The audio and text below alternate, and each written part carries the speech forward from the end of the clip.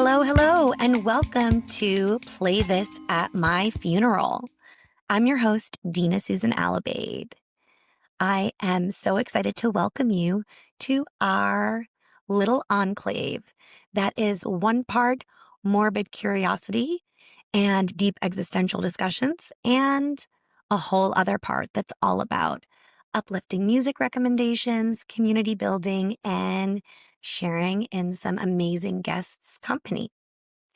Each episode features a fireside conversation with a guest who is going to tell us all about how they want to be celebrated when they're gone. And within each discussion, you're going to get music recommendations, hear about some incredible, poignant moments in our incredible guests' lives. Without further ado, let's get on with the show. Hello, hello. Welcome to a new episode of Play This at My Funeral. I am very excited to have the fantastic Katie Cline on. Yes, she is my friend because obviously I'm just bringing so many friends on, but she is a podcaster herself. She's a writer, a podcaster, a mother. She has two incredible shows, Sweet Success and Second Home First. What a concept. The brilliant Katie. We met through our writing. I love to learn from you. Love to love you. Welcome to the show. Thank you for having me. I think the reason you're bringing so many friends on is because you have so many friends. When people meet you, they just want to be in your orbit. So I'm really happy to be here. Thank you, Katie. Yes, I feel like all I want to do is grow my community and share some amazing music. So thank you for being here. I want to start out with a little twist on my first question. Before I asked you to complete this exercise of making a playlist for your funeral, had you ever thought about how you want your funeral to look and feel, what music you might want to play, just like everything about it? Or was this the first time? Last year, January 2023, I jokingly, because you have to joke about the darkness, otherwise, how do you get through it? Refer to that time as the time when everyone died. Essentially, within the span of 9 days, I lost my two aunts, who were my mom's only siblings, and I lost my dog of 10 years. And anyone who has a pet and has lost a pet knows how difficult that loss is as well. And it's made even more challenging because my mom has Alzheimer's, and losing her sisters was also like losing her in a lot of ways too. Yeah. So the reason I bring that up is because during that time, we were hit with death after death after death. And really all of 2023 sucked. There were two other deaths that we had that year. And then unfortunately at the end of the year, we had to move my mom into a nursing home. And so all of a sudden, this topic that is usually so taboo, so off limits, became the only thing we were talking about for a while. And for my uncle, the husband of one of my aunts, he had already lost his two children and now his wife. He has one child remaining, my cousin Jackie. And so really, I also saw that as an opportunity to ask him, what does he want? You know, he brought up to me, oh, my wife had mentioned even the thing she wanted to be buried in, the outfit she wanted to be buried in. And I forgot what she said because I thought, I don't need to know that. I'm going to die before you. I don't need to know that. And that's what we do, right? With these sad, scary topics, we kind of like block it out and like, la, la, la, you can't, I'm not listening, you know? And so really use that as an opportunity to ask him, to ask my dad, to ask those closest to me, like, what do you want? What are your last wishes? But in all honesty, I don't think in that time I really stopped to think about what I wanted for myself. So this was a fun exercise to go through. Do you have anything that you would like to share about how you want to be remembered? Maybe an unpopular opinion, because I was listening to a few of your other episodes, and I think, rightfully everyone thinks this funeral is about the deceased. Like, how can we bring our personality, our effervescence to life for one last time? But a few years ago when we lost my cousin, that was really the first time I had a lot of respect for the kind of wake and funeral process, because I realized grieving together as a group, as a family, I did feel better after those handful of days than I felt at first. I felt like it allowed me to process things a bit more. And so I think the big takeaway for me is it's less about me and more about those that I'm leaving behind. And really the thing that I want and this is probably going to come as no surprise to you knowing me, is I want it to be organized because when Yes. you are amidst this horrible grief, you've lost this person that you love, to then be told, okay, you are now responsible for planning a celebration of life, whether that be religious or not, that really would make this person proud. Whew. Is that a lot of pressure, right? Yeah. Down to what music is playing, what venue are you Yes. choosing, what food are you serving, etc.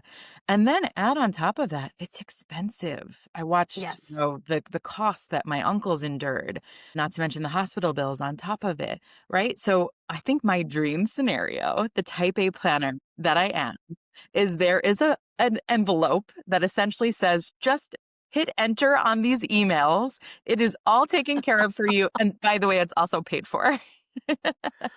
Wow, that is giving serious Virgo energy. And yet I'm a Pisces, right? So, Yeah, it must be Virgo rising. But I think that's actually so thoughtful that you want to leave detailed instructions. It's honestly just so considerate. It's like you're already grieving. I've made it really easy for you. And I totally. think, I'm dead, right? So, like, I got the bye, easy way out Katie. in a lot of ways. It's for everybody else who's left behind. Like, how can we make that time a little bit simpler? That's honestly such a sweet sentiment. And I love that you have this unpopular opinion. I think that your perspective is going to make a lot of people, myself included, stop and think about that. Maybe make some adjustments to our arrangements. Mm. Um, Or at least you pre-book the caterer. Yes, yes. Make some choices beforehand. And also, it's like, it's always a good reminder. It's never a good time to plan for your death. It's never fun, but it's just like any chore or maintenance to the house. You need to step back and get your affairs in order. And it helps everyone down the line. Exactly. And like you've said on the show before, it's coming for all of us. Hopefully not for a long time. But if we Yes. could just be prepared, not be afraid of it, and just say, okay, like this is one thing people won't have to think about. I think that's a great legacy to leave. That's a great legacy to leave. I love that. It's a gift. Yeah. So, you've clearly put a lot of heart into your playlist. I actually felt so many of the songs were just, I'm like, is Katie just perpetually in love? Because there are just so many beautiful songs on here. So, what was the process like pulling it together? Yeah, I think there's two ways to think about this. One is just like, what are great songs for a party, right? And you could have taken that approach, but I chose not to because obviously you and I are both comms people. We're communicators, we're Yes. storytellers.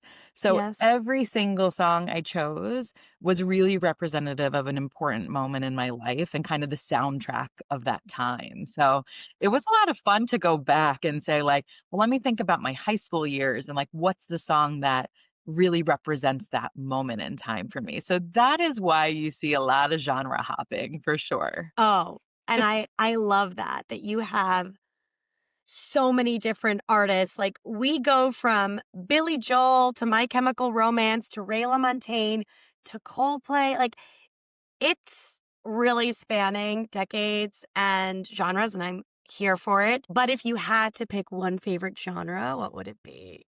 I think it would be ironically country music, and I say ironically because I really only have one Okay. country song Yeah. on the playlist, and that country song is by Jake Owen, and that to me reminds me of my very first trip with my now husband.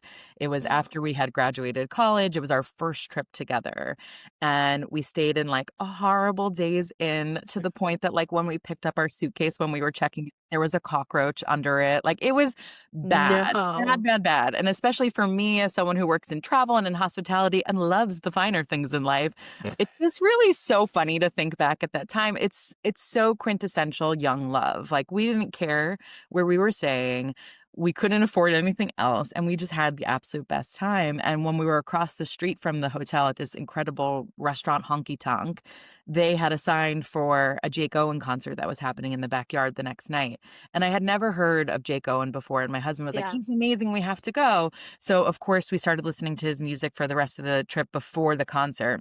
Yeah. That time, I think you had to, like, buy it on Apple iTunes or something in order to Oh, listen, or I don't know if for Napster your iPod. Yeah, exactly, like, Oh, the I'm not even iPod. sure how Oh, we that were was listening to it, so but we were good. listening to it, and then, being at the concert and seeing him perform live, and the other irony of choosing country is that I grew up on Long Island, and when Facebook was thefacebook.com and you needed to have a college email address to have an account, you used to have a form that you'd fill in that would say music. What type of music did you like? And pretty much everyone from Long Island wrote anything but But country, country. myself included. Mhm. And I really Mhm. always thought I hated country music. I thought it was like that bluegrass twangy, which actually nowadays I kind of love too. And then when I went away to college in upstate New York, I met some friends who introduced me to other country music, including Taylor Swift at the time. And then, of course, met my husband, who was a big country fan. And again, I think it goes back to that storytelling ability. And having been Yes. someone who's gone to a ton of country concerts, what I really respect about the genre, if we're going to generalize, is that by and large, it is a person standing on a stage with a guitar and singing. And I love that. It's just pure talent. Yes, going to like a Beyonce show or even a Carrie Underwood show is a spectacle, and there's dance routines and costume changes, and Carrie Underwood had a flying car at one of the Oh, concerts I saw that with her, and that is oh, that's entertaining, of intense. course, and especially you and I as dancers, like, I love seeing choreographed routines, but there is something incredible when you just have one person with a guitar and their voice, and they can transport you. That to me is real talent. Wow, I love that. Well, for everyone listening, I mean, if you have written off country, it is time to rethink it. The storytelling, the authenticity of it, there's a lot there. Yeah, And you talked about Cherry on Top, that Jake Owen song, yep. which I've never heard of him before. And I was like, this song is very cute and upbeat and again, very like young love, Young which I love. thought was really sweet. I thought it was Absolutely. really sweet. One of the other love songs you have on here is You Are the Best Thing by Ray LaMontagne, which is so soulful. And I remember there was a period around 2010 when everyone had it as their wedding song. Mm. I think I totally missed that. I don't really know how I discovered the song. It might have been something Yeah. my dad played. My dad is obsessed with music. Music was always playing Oh, in I the love house that. when we were growing up. And complete sidebar story, my sister and I were 2 years apart. I'm older, and we would always play Name That Tune. And I remember especially after Halloween, we'd have the bowl of Halloween candy, and we'd sit in front of the CD player, and my dad would put one on, and whoever could name the song or the artist first would get a piece of candy. Well, that's amazing. I'm very good at Name That Tune, so I kinda just wanna play that as an adult with a group of Yeah, well, and friends. candy is great to win, right? I would always beat her, but nowadays she is good. Like, she is way better than me, and I think it's probably because of maybe some childhood trauma. But anyway, but that song to me really, like, represents the birth of my daughter and now my son. So, was really the song that, Oh. like, soundtracked, her arrival into this world. That is beautiful. It's such a sentiment, like, for your kid of just, like, hopefulness, your heart and soul outside of your body. You are the best thing. Exactly, yeah, we actually And, have it like, engraved on a little locket for her. oh, that's really sweet. That's gonna fast become a family heirloom. Yeah. Oh, I love it. And you also have so there are a lot of these, like, lovey songs, but then you have a bunch of, like, dancey EDM songs, and I Yes. was thrown by this, Katie. I was like, "Katie is giving me a lot to think about, and I'm here for it." You have Unsteady, specifically the Justin Caruso remix, Yes. which is a very emotional kind of EDM song, and the lyrics are really poignant. And I'm just so curious, like, why'd you pick this song? Why this remix? What does it all mean? Yeah, EDM is another category that I'm obsessed with, and I think that what I love about music is it can either support the mood that you're already in or it can change it for you. And Mm, growing up as someone who yeah. was on dance teams, that was really EDM heavy, Oh, then yes. becoming someone who was out a lot in her early 20s. We'll talk about some of the other pics on there that really represent that time as well.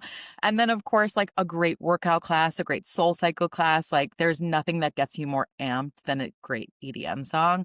And that one specifically, I just think it's an excellent song, but it really takes me back to being in India with two of my best friends on a trip that we had planned.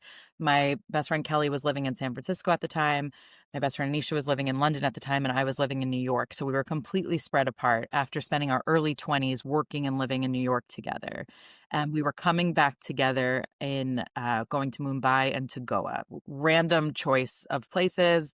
Not exactly sure how we landed Wow. it, but anyway, we decided to take this great trip together. And Kelly is always like the DJ of our group. She always knew about new music. She would always be the one like pulling a playlist together. And that song specifically, she introduced to me in Goa. And we would be in a taxi driving from our hotel to wherever we were going out that night. And there was no air conditioning in the taxi. Oh, So we yeah. had the windows down and she'd be blasting the music and we'd be screaming it at the top of our lungs. And we'd have this like going taxi driver just looking like, I don't know if this is the best ride of my life or like the craziest girls I've ever picked up. But anyway, it just really like transports me back to traveling, friends, youth. And makes me a little tired thinking about it now, being up that late and partying that Oh, hard. yeah. We had Oh, an yeah. amazing time. First of all, trip of a lifetime. Incredible. Wow. Incredible. I mean, you need to rack your brain and figure out why you picked Goa and Mumbai because that's a very cool trip for three women in their early 20s to just decide to take. Yeah. A pilgrimage to like understand a different part of the world. That's very cool. And also, I love what you said about your friend always being the DJ. We all need at least that one friend who is soundtracking the event, the Yes. car ride, the road trip, the wedding weekend, what have you, and also introducing us to all the new music, like our Absolutely. own personal new music radar from Spotify, but in I human form. remember this had to be, oh gosh, 2000, like early 2010s. And I remember her saying to me, "You gotta sign up for Spotify." And me saying, Oh. I like to own my music. I bought them song by song or album by album on Apple iTunes at the time. And what about when I cancel my subscription, then I don't own any of my music? And I remember her turning to me then and saying, "You just never cancel your subscription." And at the time, I was so logical of like, that doesn't make any sense. I was like a boomer in a millennial body, right? And then of course, eventually I like signed up for it. And of course, I think about it all the time. I'm like, she's totally right. I will never cancel my Spotify subscription. The fact that we have access to all music at our Mm-hmm. fingertips, that you can Mm-hmm. think of a song and you can be like, "Oh, I'll play that." And you have it all. Yeah. It's awesome. It's amazing. I love having Spotify Premium. I was like an early adopter of it. And also the fact is you never own the music, right? The artist owns the music. We just True. curate our playlists. Of course this is a show about music, so like I'm hyper aware of that. I love it. I love it. There is a pic on here that I was listening to earlier this morning after pre-K drop off on my way racing back to you.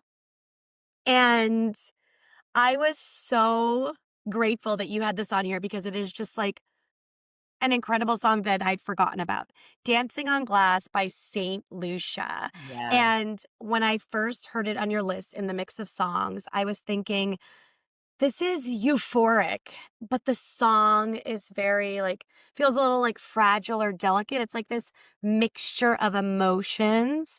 And I'm curious why this one earned a spot on your funeral playlist. That's such a beautiful way of describing it and not something I intentionally thought about. But the moment in my life that it represents to me is I started my career working in fashion. And after a few years Oh, I working, didn't know that. yeah, yeah. I used to work for the fashion designer Michael Kors, started in PR. And it was, of course, like the perfect dream job, especially for your early Yeah. 20s. Like, Oh, ton yes. of work. I mean, I would like be at the office till like 2 a.m. and then back there at 7 a.m. But as I progressed through my career, I realized I really wanted to work in the travel industry. And eventually I was so fortunate to land my dream job, which was working for Starwood Hotels and Resorts, looking after global PR for W Hotels in Le Meridian. And when I say that job was even better in actuality than it was on Oh, paper. It was just the best. I worked with the smartest people. I got to travel all around the world, stay in the best hotels. I mean, it was an absolute dream job. And unfortunately, as many people might know, at a certain point, Starwood Hotels and Resorts was acquired by Marriott International. And so we were having a kind of farewell to Starwood party because more senior people on the comms team had done this beautiful, almost branding of the end of Starwood.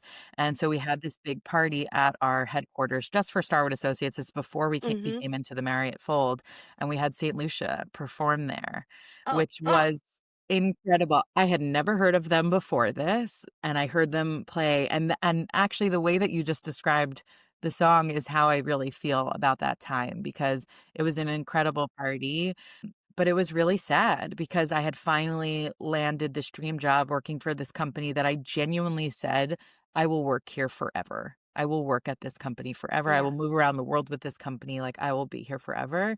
And then unfortunately, it didn't exist anymore. Now that ended up opening a ton of other opportunities for me because I then got to work for Marriott and I got to move to London, so it's not necessarily all doom and gloom, and I do think there is something special for us all looking back at Starwood, ironically, because we're talking about death on this podcast, is because that company has died, it is now preserved as perfect. Whereas if we had still Oh. stayed working for it, you would have had to done expense reports and you would have had the ups and downs that normal jobs and normal life have. But now it is perfectly preserved as this wonderful place. And when you meet someone else in the industry who worked at Starwood at a certain point, you have an immediate bond with them. So, we can find optimistic spins on anything, but that is really what that song represents to me. That's so lovely, and I feel like I've always loved W Hotels so much. But yeah, that is what a special moment in time. Yeah.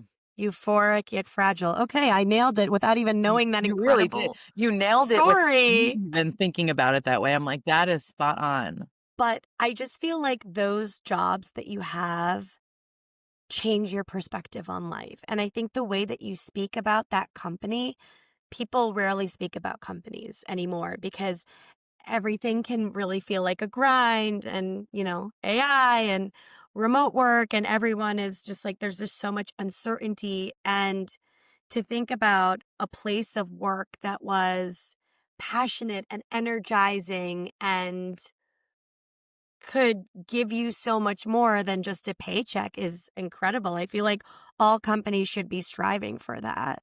Oh, yeah. I mean, it really was textbook of, like, if you could create a dream Oh. company, and the people I worked with were all so talented that the amount of times I thought to myself, like, "How did I get in here?" But then that makes you learn, and you grow, and you become so much better, and you mentioned at the beginning, one of my podcasts is called Sweet Success, and that's sweet like hotel suite, it's a hospitality industry show. I've gotten to interview a lot of people who are ex-Starwood, including our former CEO, who was somebody I, like, deeply admired and really looked up to from afar. And you know that old saying of, like, "Don't meet your heroes," right? Like, he was Oh, somebody yes. really put Yes, on a I do. pedestal, and so part of me was a little nervous to interview him because I thought, "Well, he's human, like, he can't be as great as I, like, think he is," and he was even better. And it was just Oh, come wild on. because a lot of the I never got to work directly with him during my time, but it was wild to hear his perspective on things, his approach to things, and realize how influential it had been on me, that it was the way that I was doing my work and everything, and I knew Starwood was really impactful on me, but I didn't realize that so much of Starwood's impact was because of Fritz and Passion, who was the CEO at the time. So, yeah, it's bittersweet, that's for sure. I just feel fortunate to have gotten to work there at all. Wow, Katie. That's amazing. That's amazing. You talked about how there's a lot of you were thinking about the early 2010s and you have a lot of early aughts on here as well. Like Dashboard Confessional hands down, which is just like so transportative. Like it literally took me back to 2005 after my first year of college, a free concert at Government Center in Boston. And I had like discovered the Postal Service and Dashboard Confessional, and that music is truly of a time. It was like Absolutely. such a time of our youth. Um, Is there a specific memory that song is tied to? Punk rock in general is the other category of music that I'm like, that is Mm. me. Like, that is like, I almost would say like the shadow self of me in the sense that maybe country is surprising, but punk rock would also probably be equally as surprising for people who get Yes. me. Um, Yeah. there is no genre of music who can elicit the emotion that punk rock can. And that's why there's a lot of that on there. Hands down, really reminds me of like the end of high school, that young love, that like passion, that like, you just want to see each other and you're in the rain and you're having these like sweeping declarations and these like big moments. And it just, those songs I just want to play really loud and scream my head off to. And actually, it's funny because I kind of had a rediscovery of the category within the last year or so. Yeah. As moms, there's such a rare amount of time that we are truly by ourselves. And when we're by ourselves, we're probably working, right? We're not Yeah. like doing something necessarily for us. Yeah. And as I mentioned, unfortunately, at the end of last year, we had to move my mom into a nursing home. And so I try to get out there at least once a week to go visit her. And so that ride can take me about 40 minutes or up to an hour and a half on a bad day because good old Long Island traffic. But anyway, Love that Long Island. yes. So I am typically listening to a podcast or an audiobook or something that I can write off as productive time Of because, course. of course, see earlier points about organization and type A and psychosis. And then there was one day that it was just an emotional day and I just felt tired and completely spent. And I was like, you know what? I'm going to put back on my emo playlist. And I put the music up and I was just screaming every lyric to the song. And I just thought, this is a bit of who I've lost. Like, that was what I used Mm. to do in high school. I remember driving probably a little too fast and playing these songs super loud, and how they helped me to process things that were going on is really not to be understated. I mean, Helena, which is another one by My Chemical Romance that's on the playlist, Mhm. that song and that whole album really came out at a time that one of my best friends in high school was killed. Her and a friend of mine were in a Oh car my God. accident and unfortunately on their way to school in the morning, and unfortunately she was killed. And that song, which is about the artist's grandmother passing away, like helped me get through that time. So I think it is undervalued to just not be productive in the car, blast some music and just enjoy it. That's horrific Yeah. that that happened to her, and I'm so sorry. It's just we talk about how grief is coming for all of us, and that's just like that's yeah. I'm So let's back up, I guess. In about That's a October, while ago. November of my senior year of high school, someone who I had known and grown up with through school had passed away, and he had dropped out of school. He had gotten into drugs. So your young brain was able to rationalize a bit more, like almost like he made bad decisions. So that's why that happened. Don't worry, you're still safe over here. And then everything happened to my friend, which again, like, 2 kids driving to school. It's not even like, oh, they Yeah. were out late or It's not anything. at night. Yes, And exactly. and it wasn't their fault at all. It was a Mack truck ran a red light and just happened to run into them, right? So that was in January of my senior year of high school. And then came June or July, and we had graduated, and we were kinda like, we had all come together through this tragedy, and we had planned a trip to the Bahamas as our senior trip, a big group of us, and we were out one night, and to make a long story short, one of my friends was killed when we were in the Bahamas on that trip. So that was around June or July. And then the following September, right around homecoming, another friend from my grade was killed as well.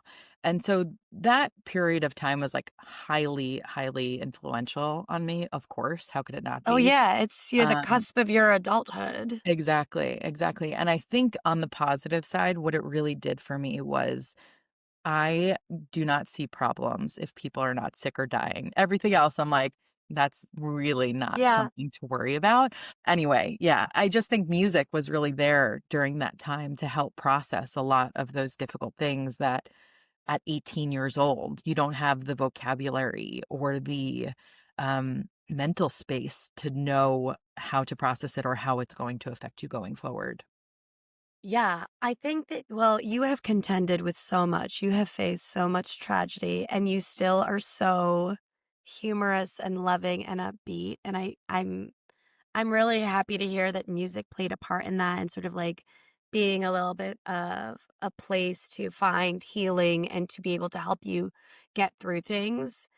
I also think that because you've gone through that, you're able to put everything into perspective. Like every difficult situation is thrown into sharp relief of like a true life or death situation. And it makes you much more appreciative of the life you have and not sweat the small stuff. Exactly. So I'm gonna take away that as my wisdom nugget from you today because it's so easy to get wrapped up in like the toddler tantrum or this frustrating meeting at work or there's never enough time in the day to fold all the laundry. And like these are just small things Right. that don't matter in the long run. Yes. Um, I wanted to specifically talk to you about a song that took me back to my own high school dance team days, Bombs Over Baghdad. And I just want to know, like, what memory does this serve for you, this song in particular? Exactly my high school dance team. So it's so funny that you say that because I when I Oh, I didn't. when I started, I think that was freshman year of high school, joining what we called kick line, which is kind of dance team plus like a rockette kick line in the middle of it, right? That the dance in general to me was like the most important thing to me growing up. Agreed. My safe space was my dance studio, like Mhm. having those relationships with my dance teachers, becoming a dance teacher to the younger kids at some point is like my after school job. It's so wonderful now. Like my daughter's 3.5. And so at 2 years old, we started with like the parent and me ballet Oh, class. And now she's in I like love the it. ballet class on her own and everything. And by no means am I trying to like live out unrealized dreams through her. But now looking back, dance to me really gave me the ability to know my own body, that stage presence, that confidence, that discipline, is such crucial elements of like who I am as a person and hopefully what will create success for me in the future. Really came from being a dancer.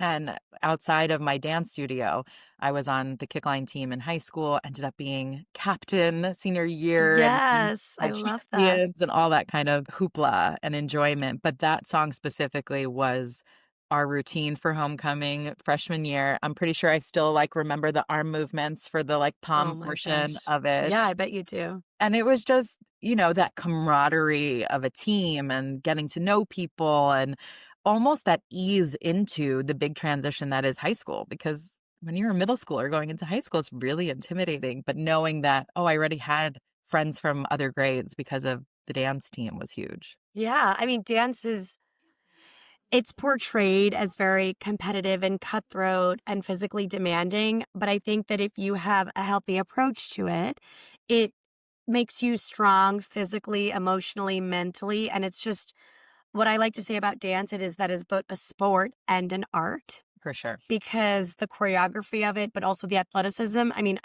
I'm a dancer, you're a dancer. I love all of this. And when I played the song, I remembered the chorus of the choreography, which Of like course. I couldn't even believe it. I was like, Bombs over I, Baghdad. I know, right? I think maybe it's because it's just like this song is so It's the good one. specific. Yeah. For my friend Haley, who is my co captain, she's going to see this and be like, oh my God, that is the choreography. I think every person who was on a dance team in the early 2000s is going to go, yeah, I had a routine to that song.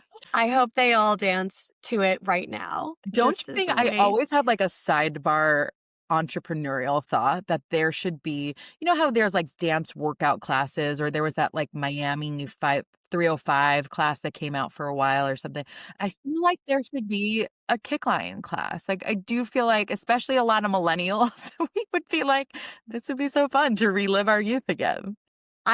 We didn't have like kick line or anything, but a dance team class would be fun because Be it's fun. so rooted in fun choreography that also brings in elements from other styles of dance, like lyrical and ballet and even gymnastics. Cause like we would do our front handsprings and our aerials and Yep. just Okay, well, that's Almost our like next idea. seriously, like the 60-minute class is like you're gonna learn one routine and And then you're formations gonna or something, and then you would perform it. perform it at the end, and then you're gonna move on, and then next week is a completely different one. I think we're onto something here.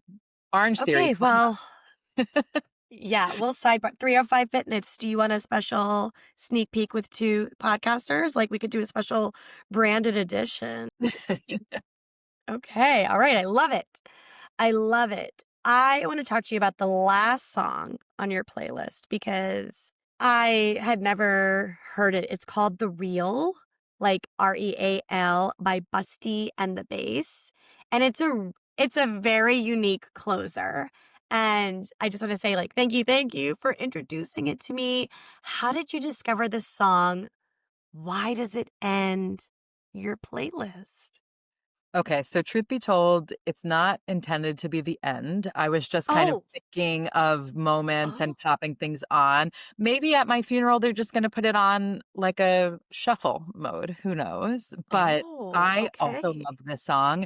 And this, I have to really give all credit to Spotify. Spotify suggested this band to me. They also suggested other artists like St. Paul and the Broken Bones, Dion Bromfeld, Lake Street Drive. This very, I like to call it like chill morning music, but it has a bit of like a jazzy edge, but it's also bright and happy. And it's a whole kind of genre of music that I don't know that I would have found and become so obsessed with if the Spotify algorithm hadn't served it up to me.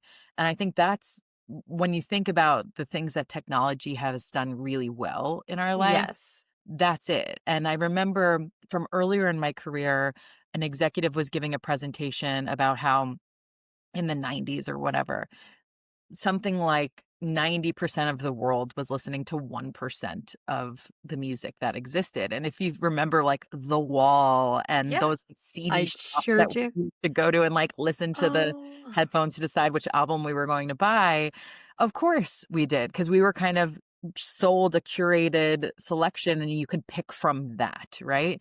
Whereas now, thanks to Spotify, we're given access to so much more music. And obviously, I don't understand the side of it from the artist, like how hard it is to get onto the platform and everything. But I do imagine if you're a newer artist, it is easier to get your music on there than it was probably in the 90s. So, mhm. huge kudos to Spotify on that because I do love that music. That type of music is what I really want to listen to on weekend mornings, like slow weekend mornings, maybe a candle's burning, coffee is being made by my husband and handed to me. The kids are calm. We're having a little snuggle, like a dream weekend morning is soundtrack Wow. by that genre. Does it happen? Like almost never, but I was gonna say, we can dream. we can dream. We can We can dream. dream. When I heard this song, it was giving Mighty Mighty Boss tones, and Yeah. I was absolutely here for it. It was just like a little upbeat, a little trumpet. The trumpet really like was this get up and go, but you're not rushing to get up and go. You're just energized. Yeah. You're in the moment. You're having fun with loved ones. So I thought it was a really fun choice. And I mean, this is the first for the show, which is you're good with just shuffling up this playlist at your funeral. So, I think you see, my funeral is not wow. really about me. My funeral is about everyone else who's there. And Yeah. so, it can come out in any order and it can just be like, oh, I love this song, or this song makes me think of Katie. I mean, it's funny what you said about the trumpets because when my husband and I were getting married, I really wanted a band and I wanted a multi-piece band. I wanted Oh horns. My my. thing is I wanted horns because I just think that like is so fun and spirited. And like you said, you hear it and you're like, yeah, I want to like get up and dance and enjoy this. Yeah, I Did think you that have them? Did you have we horns? did. We did. And actually, the wedding is a whole other story for another day because we had a venue, then 6 months before they canceled on us. So then we booked a new venue, and then 10 days before the ceremony site was like, "Oh, actually, we double booked you with the Time Out New York Bud Light Barbecue Beer Festival. Porta potties will line your aisle, and you won't hear your vows over our DJ." So we had to scramble and find a new ceremony site. But anyway, all worked out. We're still married, so I think that's okay. But we had the trumpet lead us all because it was about a 5-minute walk from where we got married in Gantry State Plaza Park in Long Island City to where we walked to the venue. So we had a little trumpet guy leading our procession to just like have a little fun Oh, stroll. So yeah, that that's and so I think unique. I think the other one that you mentioned in the beginning is Billy Joel. I'm from Long Island, so I think Yes. every single Long Islander loves Billy Joel. He is We actually all from love Billy we all Joel. love He's Billy Joel. universally loved. He's Yeah. love. He's incredible. He's from my actual hometown, Hicksville. And I think, seeing the level of global success that someone from my little small town had was inspiring in its own right. But then talk about a storyteller. I mean, and he Yeah. has all really, like, if you look at his albums, almost kind of different influences and moments and genres along the way. Mhm. Mhm. He's Mhm. just incredible. So I do think you'd hear that on my playlist and you'd go, that's definitely Katie. Oh, yeah, scenes and you picked scenes from an Italian restaurant, which, like, Yes. immediately sets the scene, puts you in the mood, like, a bottle of white, a bottle of red, maybe a bottle of rosé instead, and you're in this, like, red checker cloth sauce joint. It's not pretentious, but you know the food is good, and you're surrounded by people laughing and drinking and singing, and yeah, Billy Joel is a fabulous storyteller. He has made quite a few appearances on many of the playlists I've heard. How could he not? And he's also just a phoenix. Like he has just been writing and creating music for so long. Yeah. His Yeah, documentary that that's came out fairly recently, like, I haven't seen it it. taught me things about him, and I thought I knew, like, a decent amount about him. I just think he is so impressive, and he does a really good job of coming off very humble still. Whether or not that's the case, maybe he has a brilliant PR team, who knows, who cares?